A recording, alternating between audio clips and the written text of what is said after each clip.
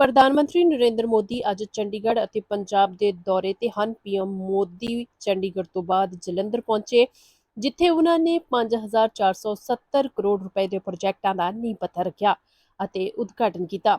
ਇਸ ਰੈਲੀ ਵਿੱਚ ਵਿਕਰਮਜੀਤ ਸਾਹਨੀ, ਹਰਭਜਨ ਸਿੰਘ ਅਤੇ ਅਸ਼ੋਕ ਮਿੱਤਲ ਵੀ ਮੌਜੂਦ ਰਹੇ। ਦੱਸ ਦਈਏ ਕਿ ਪੀਐਮ ਨੇ ਪੰਜਾਬੀ ਵਿੱਚ ਭਾਸ਼ਣ ਸ਼ੁਰੂ ਕੀਤਾ। ਉਹਨਾਂ ਨੇ ਕਿਹਾ, ਅੱਜ ਮੈਨੂੰ ਪੰਜਾਬ ਦੀ ਧਰਤੀ, ਗੁਰੂਆਂ ਪੀਰਾਂ ਦੀ ਧਰਤੀ ਤੇ ਆ ਕੇ ਮਾਣ ਮਹਿਸੂਸ ਹੋ ਰਿਹਾ ਹੈ। ਪੰਜਾਬੀਓ ਕਿਵੇਂ ਹੋ? ਚੜ੍ਹਦੀ ਕਲਾ 'ਚ ਹੋ? ਉਹਨਾਂ ਨੇ ਕਿਹਾ ਕਿ ਸਾਥੀਓ, ਅਸੀਂ ਗੁਰੂਆਂ ਦਾ ਸਨਮਾਨ ਕੀਤਾ ਹੈ। ਇਸੇ ਤਰ੍ਹਾਂ ਤੇ ਅਸੀਂ ਆਦਮਪੁਰ 에ਅਰਪੋਰਟ ਦਾ ਨਾਂ ਗੁਰੂ ਰਵਿਦਾਸ ਮਹਾਰਾਜ ਜੀ ਦੇ ਨਾਮ ਤੇ ਰੱਖਿਆ ਹੈ। ਪੀਐਮ ਮੋਦੀ ਨੇ ਕਿਹਾ ਕਿ ਹੁਣ ਜਦੋਂ ਤੁਸੀਂ ਇੱਥੇ ਜਲੰਧਰ ਕੈਂਟ ਸਟੇਸ਼ਨ ਤੇ ਜਾਓਗੇ ਤਾਂ ਤੁਹਾਨੂੰ ਅਹਿਸਾਸ ਹੋਵੇਗਾ ਕਿ ਸਾਡਾ ਦੇਸ਼ ਵਿਕਸਿਤ ਰਾਸ਼ਟਰ ਬਣਨ ਜਾ ਰਿਹਾ ਹੈ। ਇਹ ਸਿਰਫ ਇੱਕ ਸਟੇਸ਼ਨ ਨਹੀਂ ਹੈ, ਸਗੋਂ ਇੱਕ ਸਿਟੀ ਸੈਂਟਰ ਹੈ। ਇਸ ਦੀ ਸਮਰੱਥਾ ਵੀ ਵੱਧ ਗਈ ਹੈ। ਇਸੇ ਤਰ੍ਹਾਂ ਸ਼੍ਰੀ ਅਨੰਦਪੁਰ ਸਾਹਿਬ ਅਤੇ ਸ਼੍ਰੀ ਮੁਕਤਸਰ ਸਾਹਿਬ ਸਟੇਸ਼ਨਾਂ ਦਾ ਵੀ ਕਾਇਆ-ਕਲਪ ਹੋ ਗਿਆ ਹੈ। ਉਹਨਾਂ ਕਿਹਾ ਕਿ ਇਸ ਨਾਲ ਇੱਥੋਂ ਦੇ ਸਥਾਨਕ ਕਾਰੀਗਰਾਂ ਨੂੰ ਵੀ ਰੁਜ਼ਗਾਰ ਮਿਲਿਆ ਹੈ। ਇੱਥੋਂ ਦੇ ਸਵੈ ਸਹਾਇਤਾ ਸਮੂਹਾਂ ਨੂੰ ਕੰਮ ਮਿਲੇ, ਇਸ ਲਈ ਉਹਨਾਂ ਦੇ ਉਤਪਾਦ ਵੇਚਣ ਦੀ ਵੀ ਸਹੂਲਤ ਦਿੱਤੀ ਗਈ ਹੈ। ਜਿਵੇਂ ਜਲੰਧਰ ਸਪੋਰਟਸ ਸਿਟੀ ਹੈ ਤਾਂ ਇੱਥੋਂ ਦੇ ਸਟੇਸ਼ਨ ਤੇ ਤੁਹਾਨੂੰ ਖੇਡਾਂ ਦੀ ਝਲਕ ਮਿਲੇਗੀ। ਅਨੰਦਪੁਰ ਸਾਹਿਬ ਸਟੇਸ਼ਨ ਤੇ ਤਖਤ ਸ਼੍ਰੀ ਕੇਸਗੜ੍ਹ ਸਾਹਿਬ ਦੀ ਛਵੀ ਦਿਖੇਗੀ। ਇਸੇ ਤਰ੍ਹਾਂ ਕਾਲਕਾ ਵਿੱਚ ਕਾਲਕਾ ਮਾਤਾ ਦੇ ਦਰਸ਼ਨ ਹੋਣਗੇ। ਉਹਨਾਂ ਕਿਹਾ ਕਿ ਸਾਥੀਓ, ਪੰਜਾਬ ਵਿੱਚ ਹੁਣ ਭਾਜਪਾ ਸਰਕਾਰ ਦੀ ਲੋੜ ਹੈ। ਭਾਜਪਾ ਸਰਕਾਰ ਹੀ ਪੰਜਾਬ ਦਾ ਵਿਕਾਸ ਕਰ ਸਕਦੀ ਹੈ। ਅੱਜ ਜਲੰਧਰ ਆਇਆ ਹਾਂ ਤਾਂ ਨੌਜਵਾਨਾਂ ਨੂੰ ਇੱਕ ਗੱਲ ਕਹਾਂਗਾ, ਮੈਨੂੰ ਪੰਜਾਬ ਦੇ ਨੌਜਵਾਨਾਂ ਤੇ ਪੂਰਾ ਭਰੋਸਾ ਹੈ। ਪੰਜਾਬ ਦੇ ਨੌਜਵਾਨ ਖੇਡ ਦੇ ਮੈਦਾਨ ਵਿੱਚ ਜੋ ਜਜ਼ਬਾ ਦਿਖਾਉਂਦੇ ਹਨ, ਉਹ ਬਹੁਤ ਸ਼ਲਾਘਾਯੋਗ ਹੈ। ਖੇਲੋ ਇੰਡੀਆ ਪਾਲਿਸੀ ਤੁਹਾਡੇ ਲਈ ਹੀ ਹੈ। ਨਵੀਂ ਆਰਥਿਕਤਾ ਦੇ ਕੇਂਦਰ ਵਿੱਚ ਖੇਡਾਂ ਵੀ ਹਨ, ਜੋ ਜਲੰਧਰ ਲਈ ਇੱਕ ਵਰਦਾਨ ਹੈ। ਮੈਂ ਹਾਲ ਹੀ 'ਚ ਨਿਊਜ਼ੀਲੈਂਡ ਗਿਆ ਸੀ। ਉੱਥੇ ਖੇਡਾਂ ਦੇ ਖੇਤਰ ਵਿੱਚ 5 ਵੱਡੇ ਸਮਝੌਤੇ ਹੋਏ ਹਨ। ਇਸ ਲਈ ਪੰਜਾਬ ਦੇ ਨੌਜਵਾਨੋਂ ਖੇਡਾਂ ਨਾਲ ਜੁੜੋ। ਅਸੀਂ ਪੰਜਾਬ ਨੂੰ ਅੱਗੇ ਲੈ ਕੇ ਜਾਣਾ ਹੈ। ਮੋਦੀ ਹਮੇਸ਼ਾ ਪੰਜਾਬ ਦੇ ਨੌਜਵਾਨਾਂ ਦੇ ਨਾਲ ਹੈ। ਇਸ ਤੋਂ ਇਲਾਵਾ ਪੀਐਮ ਮੋਦੀ ਨੇ ਕਿਹਾ ਕਿ ਅੱਜ ਲੁਧਿਆਣਾ ਬਾਈਪਾਸ ਕਟੜਾ ਦਿੱਲੀ ਦੇ ਨਵੇਂ ਸੈਕਸ਼ਨ ਦਾ ਨੀਂਹ ਪੱਥਰ ਰੱਖਿਆ ਗਿਆ ਹੈ। ਮੈਂ ਇਸ ਖਾਸ ਮੌਕੇ ਤੇ ਪੰਜਾਬ ਦੇ ਆਪਣੇ ਭਰਾਵਾਂ ਤੇ ਭੈਣਾਂ ਨੂੰ ਬਹੁਤ-ਬਹੁਤ ਵਧਾਈ ਦਿੰਦਾ ਹਾਂ। ਪੰਜਾਬ ਵਿੱਚ ਭਾਜਪਾ ਦੀ ਸਰਕਾਰ ਨਹੀਂ ਹੈ ਤਾਂ ਸਾਡਾ ਪੰਜਾਬ ਵਿਕਸਿਤ ਹੋਵੇ, ਇਸ ਦੇ ਲਈ ਕੇਂਦਰ ਦੀ ਭਾਜਪਾ ਐਨਡੀਏ ਸਰਕਾਰ ਕੋਈ ਕਸਰ ਬਾਕੀ ਨਹੀਂ ਛੱਡ ਰਹੀ ਹੈ। ਪੀਐਮ ਮੋਦੀ ਨੇ ਕਿਹਾ ਕਿ ਮੈਂ ਅਖੀਰ ਵਿੱਚ ਇੱਕ ਵਾਰ ਫਿਰ ਪੰਜਾਬ ਨੂੰ ਵਿਕਾਸ ਕਾਰਜਾਂ ਲਈ ਵਧਾਈ ਦਿੰਦਾ ਹਾਂ। आज पंजाब दी इस गुरुआं पीरां दा दी धरती ते साथियों, कुछ समय पहले मैं यहां श्री गुरु रविदास जी के जन्मोत्सव का हिस्सा बनने आया था और आज हमारा जालंधर विकास के उत्सव का साक्षी बन रहा है। आज सुबह मुझे जिंद से देश की पहली हाइड्रोजन ट्रेन शुरू करने का अवसर मिला है। आज जिंद से ही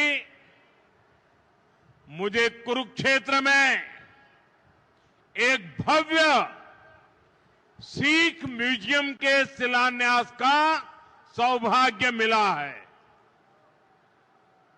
ये म्यूजियम हमारी गुरु परंपरा को, गुरुओं के ज्ञान को भावी पीढ़ी तक पहुंचाने में बड़ी भूमिका निभाएगा। ये गुरुओं की शिक्षाओं, उनके बलिदान और सेवा की परंपरा को जीवंत रूप में प्रस्तुत करने वाला प्रेरणा केंद्र बनेगा। हरियाणा की भाजपा सरकार ने हमारी सिख विरासत को भावी पीढ़ी तक पहुंचाने के लिए ये पवित्र काम शुरू किया है। साथियों, विकास कार्यों को गति देते हुए अब यहां जालंधर से कई नई रेल सेवाएं शुरू की गई है। आज अमृतसर से काशी के बीच रेल सेवा भी शुरू हुई है। इससे गुरु रविदास जी के भक्तों के लिए पंजाब से काशी जाना और अधिक आसान हो जाएगा। आज दौलतपुर चौक और करतौली के बीच नई लाइन भी शुरू हुई है। करतौली से अंबाला के बीच नई रेल सेवा को भी हरी झंडी दिखाई गई है। साथियों, आज ही लुधियाना बाईपास का शिलान्यास, दिल्ली अमृतसर कटरा एक्सप्रेसवे के एक और सेक्शन का लोकार्पण हुआ है। मैं ऐसे हर प्रोजेक्ट के लिए देशवासियों को और खास तौर पर पंजाब के मेरे भाई बहनों को बहुत बहुत बधाई देता हूं। आज भारत सरकार कनेक्टिविटी के, इंफ्रास्ट्रक्चर के अनेक ऐसे प्रोजेक्ट पर पंजाब में काम कर रही है। पंजाब में भाजपा सरकार नहीं है, लेकिन हमारा पंजाब विकसित हो, इसके लिए केंद्र की भाजपा एनडीए सरकार कोई कसर बाकी नहीं छोड़ रही है। साथियों, आज मैं विशेष रूप से जालंधर के लोगों की भी सराहना करूंगा, जिन्होंने स्वच्छता से स्वागत पहल के माध्यम से इस कार्यक्रम को और सार्थक बना दिया है। श्री गुरु रविदास जी ने समरसता और सामूहिक प्रयासों का जो संदेश दिया था, उसे आप सभी ने अपने व्यवहार में जीवंत किया है। ये अभियान कर्तव्य भावना का भी उत्तम उदाहरण बन रहा है। साथियों, आज के दिन मैं इस मंच से पंजाब के महान सपूत सरदार तेजा सिंह समुंदरी जी को भी अपनी श्रद्धांजलि देता हूं। आज उनका 100वां शहादत दिवस है। उन्होंने अंग्रेजी शासन काल में सिख हितों की रक्षा के लिए अनेक आंदोलन किए। सरदार तेजा सिंह जी ने अपना पूरा जीवन मातृभूमि की सेवा में समर्पित कर दिया। आज से शुरू हो रहे उनके शहादत वर्ष से जुड़े कार्यक्रमों से हम सभी को प्रेरणा मिलेगी। साथियों, केंद्र की भाजपा सरकार की भी प्राथमिकता है भारत के हर नागरिक की सेवा, भारत के हर नागरिक का जीवन आसान बनाना और उसे आगे बढ़ने के लिए नए नए अवसर उपलब्ध कराना। और इसलिए हम नागरिक देवो भव इस मंत्र पर चल रहे हैं। गरीब हो, मिडिल क्लास हो, ऐसे हर परिवार को बेस्ट से बेस्ट सुविधा मिले, ये हमारा प्रयास है और नागरिक देवो भव का ये भाव हमारे काम में दिखता है। साथियों, जो भारतीय रेल है एक गरीब परिवारों की, मिडिल क्लास परिवारों की सवारी है, लेकिन 2014 से पहले तक रेलवे की क्या स्थिति थी ये आप अच्छे से जानते हैं। कांग्रेस सरकार नई ट्रेनों की झूठी घोषणा करके आराम से बैठ जाती थी। हमारे जो रेलवे स्टेशन है इनको तो कांग्रेस ने अपने हाल पर छोड़ दिया था। यहां तक कि अंग्रेजों के जमाने में जो स्टेशन बने थे उनकी सूध लेने वाला भी कोई नहीं था। साथियों, भारतीय रेल का नेटवर्क इतना विशाल है कि रोज उसमें जितने यात्री सफर करते हैं उतनी तो कई देशों की आबादी भी नहीं है। रेलवे के विकास के जो काम आज हो रहे हैं ये 30-40 वर्ष पहले हो जाने चाहिए थे, लेकिन पहले की सरकारों की प्राथमिकता में ये काम था ही नहीं। गरीब और मिडिल क्लास को भी सुविधा चाहिए, इनको भी साफ सफाई चाहिए, इनके समय की भी एक वैल्यू है, ये पहले की सरकारें चर्चा तक नहीं करती थी। साथियों, ऐसी सोच से विकसित भारत नहीं बन सकता था। इसलिए बीते वर्षों में भाजपा सरकार ने स्थितियों को बदलना शुरू किया। आज पूरे देश में रेलवे स्टेशनों का कायाकल्प किया जा रहा है। अमृत भारत स्टेशन स्कीम के तहत 1300 से ज्यादा रेलवे स्टेशन को आधुनिक बनाया जा रहा है और इनमें से कई स्टेशन पर काम पूरा हो चुका है। आज ऐसे ही 75 स्टेशन का लोकार्पण किया गया है। साथियों, जब आप यहां जालंधर कैंट स्टेशन में जाएंगे तब आपको एहसास होगा कि वाकई हमारा देश विकसित राष्ट्र बनने की ओर बढ़ रहा है। ये केवल स्टेशन नहीं है, ये एक प्रकार से सिटी सेंटर है। जालंधर कैंट स्टेशन आधुनिक भी हुआ है और उसकी कैपेसिटी भी बहुत बढ़ गई है। ऐसे ही आनंदपुर साहिब, मुक्तसर और साहिबजादा अजीत सिंह नगर स्टेशन का भी कायाकल्प हो गया है। साथियों, हमारे नए रेलवे स्टेशन व्यापार कारोबार का भी माध्यम बन रहे हैं।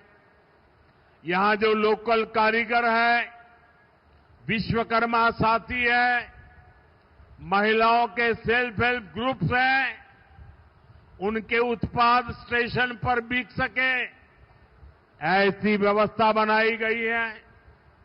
और ये अमृत भारत स्टेशन हमारी विरासत, हमारी धरोहर के दर्शन भी कराते हैं। अब जैसे जालंधर है, यहां की पहचान स्पोर्ट्स से है, खेलकूद से है, तो जालंधर कैंट स्टेशन में पंजाब की खेल परंपरा और लोक संस्कृति के दर्शन होते हैं। आप आनंदपुर साहिब स्टेशन जाएंगे तो वहां तख्त श्री केसगढ़ साहब की झलक दिखाई देती है। कालका स्टेशन पर श्री काली मंदिर के दर्शन होंगे। यानी हमारे स्टेशन अब हमारी संस्कृति, सभ्यता के प्रतीक भी हो गए हैं। साथियों, हम अपने पूर्वजों से प्रेरणा लेते हुए, उनका मान बढ़ाते हुए ही एक सशक्त राष्ट्र बन सकते हैं। इसी पवित्र भाव से ही आदमपुर एयरपोर्ट का नाम श्री गुरु रविदास जी महाराज जी एयरपोर्ट किया गया है और चंडीगढ़ इंटरनेशनल एयरपोर्ट पर अब शहीद भगत सिंह इंटरनेशनल एयरपोर्ट के नाम से जाना जाता है। और ये काम भाजपा सरकार ने किया है और हमें इस पर गर्व है। साथियों, ये धरती शेरे पंजाब महाराजा रणजीत सिंह की धरती है। महाराजा रणजीत सिंह के शासन में खुशहाली भी थी, सुरक्षा की गारंटी भी थी और समाज में सद्भाव भी था। लेकिन पंजाब में आज क्या हो रहा है, ये किसी से छिपा नहीं है। यहां विज्ञापनों के दम पर विश्वासघात की तस्वीर छिपाई जा रही है। आज पंजाब में कानून व्यवस्था बेहाल है। कब कहां गैंगवॉर हो जाए, किस दिशा से गोलियां चलने लगे, कोई कह नहीं सकता। यहां व्यापार कारोबार करना मुश्किल हो गया है। सरेआम लोगों से फिरौती मांगी जा रही है। पुलिस थाने तक सुरक्षित नहीं है। आए दिन थानों पर अटैक होते हैं और सबसे दुखद तो ये है कि पंजाब का भविष्य भी बर्बाद किया जा रहा है। नशे के सौदागर खुलेआम घूम रहे हैं। पंजाब के युवाओं को नशे के दलदल में धकेला जा रहा है। साथियों, आज यहां जो लोग पंजाब की सत्ता में बैठे हैं, ये लोग बहुत घमंड से देश की राजनीति बदलने का दावा करते थे, लेकिन आज इनकी सच्चाई देश देख रहा है। 2-3 दिन पहले ही दिल्ली में इनके एक नेता को अदालत ने दोषी करार दिया है। उस पर दोष दंगे कराने का है, दोष एक पुलिस के आईबी अधिकारी की हत्या का है। और इन लोगों की बेशर्मी देखिए, अदालत ने सबूतों के आधार पर फैसला दिया, लेकिन ये लोग कोर्ट के फैसले पर सवाल उठा रहे हैं।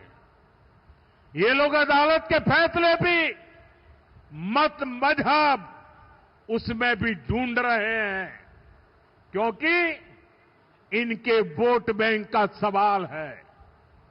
साथियों, कुछ दिन पहले ही गुजरात में इनके एक एमएलए को कोर्ट ने 7 साल की सजा सुनाई है।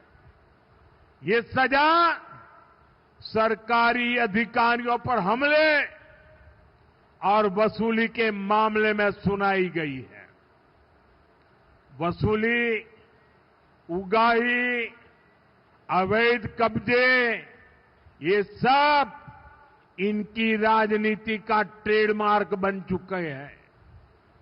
ऐसे ही अनेक मामलों में कई सारे लोग तो अभी जमानत पर बाहर चल रहे हैं।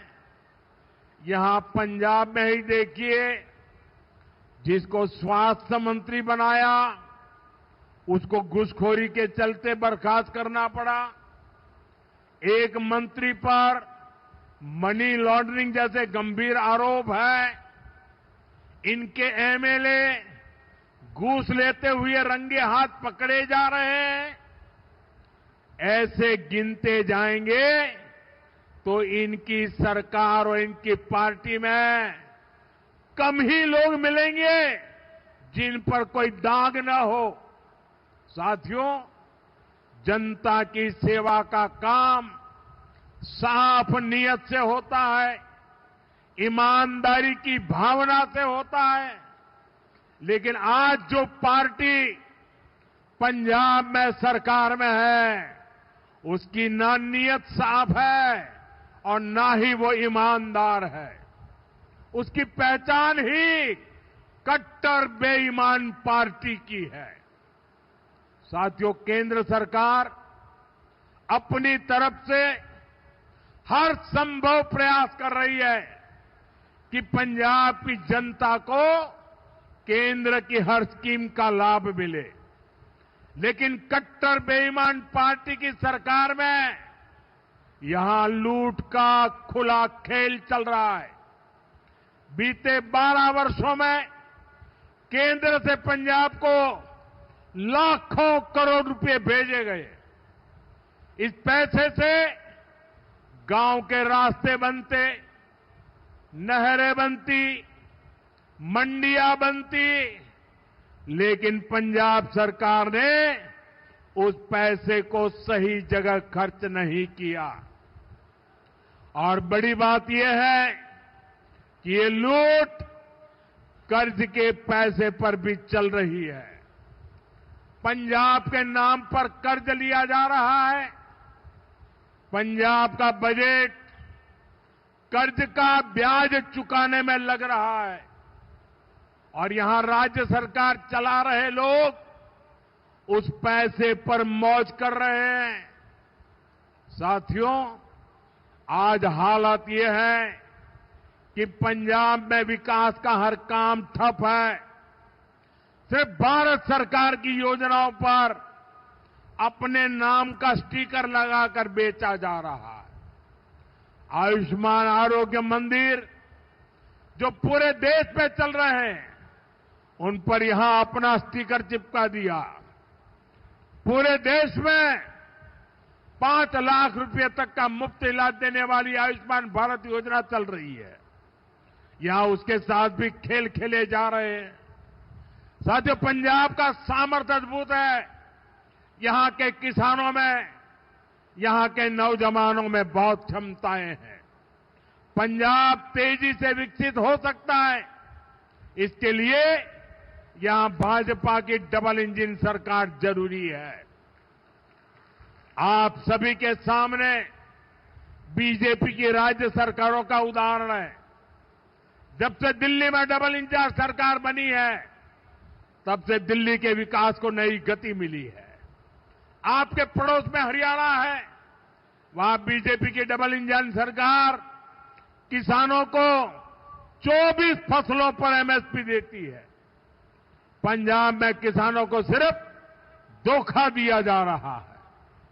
केंद्र और हरियाणा सरकार कर्मचारियों को 60% डीए दे रही है। यहां 60% तो छोड़िए, जो मिल रहा है उसकी भी कोई पक्की गारंटी नहीं है। कर्मचारियों को अपना हक पाने के लिए भी धरना देना पड़ता है। और बहनों बेटियों की पीठ पर तो इन्होंने छुरा भोंका है। बड़ी बड़ी बातें करके वोट तो ले लिया, लेकिन पूरे 50 महीने चुप रहे। वायदे की याद तक नहीं आई।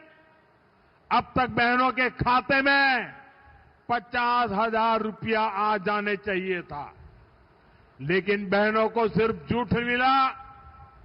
और साथियों, पंजाब में जो कांग्रेस पार्टी है, उसका भी अपना ही रोना धोना चल रहा है। पंजाब में कांग्रेस में कुर्सी का किस्सा ही खत्म नहीं हो रहा। ये इसलिए नहीं लड़ रहे कि पंजाब का हित कैसे होगा। इनकी लड़ाई इसलिए है कि इनकी जो कुर्सी है वो किसके पास रहेगी। और साथियों, अकाली दल का भी यही हाल है। वो भी अपने ही स्वार्थों में उलझे हुए हैं। उनको भी पंजाब के लोगों की कोई परवाह नहीं है। साथियों, पंजाब में असली बदलाव भाजपा ही ला सकती है। पंजाब को विकसित बनाने का काम भाजपा ही करेगी। पंजाब को आत्मनिर्भर बनाने का काम भाजपा ही करेगी। पंजाब में नया निवेश आए, पंजाब में रोजगार के नए अवसर बने, पंजाब में बड़े प्रोडक्ट दुनिया के कोने कोने में पहुंचे, ये काम राज्य में बीजेपी की सरकार ही करेगी। साथियों, आज जालंधर आया हूं तो पंजाब के युवाओं से और जो खेलकूद की दुनिया में है, स्पोर्ट्स फील्ड में है, उनसे विशेष तौर पर अपनी बात कहूंगा। मुझे पंजाब के युवाओं के सामर्थ्य पर बहुत भरोसा है। हमने देखा है कि खेल के मैदान में पंजाब के युवा कैसे भारत की आन बान शान को ऊंचा रखते हैं। आज स्पोर्ट्स के गुड्स के लिए मशहूर इस शहर से मैं पूरे पंजाब के युवा साथियों से कहना चाहता हूं, ये आपके लिए अवसरों का समय है। खेलो इंडिया अभियान आपके लिए चलाया गया है। खेलो इंडिया स्पोर्ट्स पॉलिसी आपके लिए लाई गई है। आज भारत में नई स्पोर्ट्स इकोनॉमी विकसित की जा रही है। इस नई इकोनॉमी के केंद्र में जालंधर का स्पोर्ट्स मैन्युफैक्चरिंग इकोसिस्टम है। इस नई इकोनॉमी के केंद्र में कोच है, स्पोर्ट्स मेडिसिन है, स्पोर्ट्स साइंस है, स्पोर्ट्स यूनिवर्सिटीज है, सेंटर ऑफ एक्सीलेंसी है, स्पोर्ट्स स्टार्टअप्स है। साथियों, अभी मैं ऑस्ट्रेलिया और न्यूजीलैंड गया था। वहां इस विजन को लेकर काफी सारे समझौते हुए। मैं सभी युवाओं से कहूंगा, आप स्पोर्ट्स से जुड़िए, स्पोर्ट्स की दुनिया में अपना परचम लहराइए। हमारी सरकार हर तरह से आपके साथ है। साथियों, हमें पंजाब की आन बान शान को नई ऊंचाई पर ले जाना है। हमें पंजाब का नया भविष्य बनाना है। मोदी हरदम हर पल पंजाब के लोगों के साथ है।